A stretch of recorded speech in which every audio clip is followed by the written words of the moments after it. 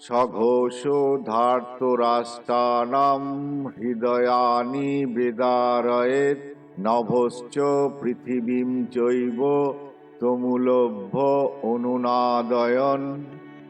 শঙ্খ নিনাদের সেই প্রচণ্ড শব্দ আকাশ ও পৃথিবী প্রতিধ্বনিত করে ধৃতরাষ্ট্রের পুত্রদের হৃদয় বিদারিত করতে লাগল।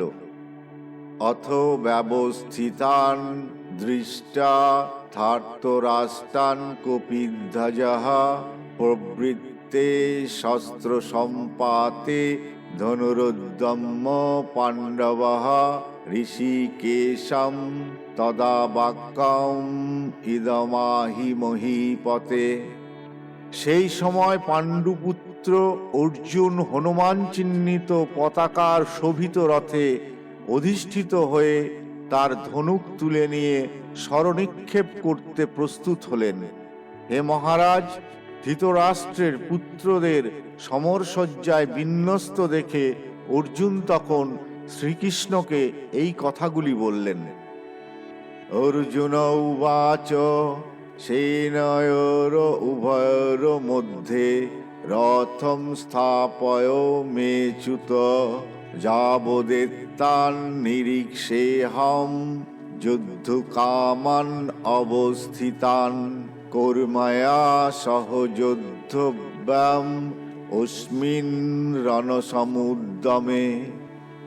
অর্জুন বললেন, হে অচ্যুত, তুমি উভয় পক্ষের সৈন্যদের মাঝখানে আমার রথ স্থাপন করো, যাতে আমি দেখতে পারি যুদ্ধ করার অভিলাষী হয়ে কারা এখানে এসেছে এবং এই মহাসংগ্রামে আমাকে কাদের সঙ্গে যুদ্ধ করতে হবে।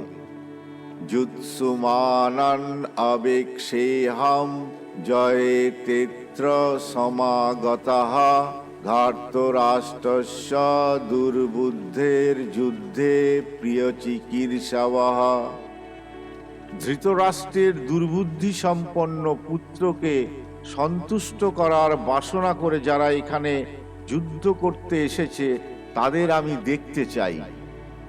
সঞ্জয় উবাচ এব মুক্ত ঋষিকেশ গুরাকেশেন ভারত সেনয়োর উভয়োর মধ্যে স্থাপয়িতা রথোত্তমম।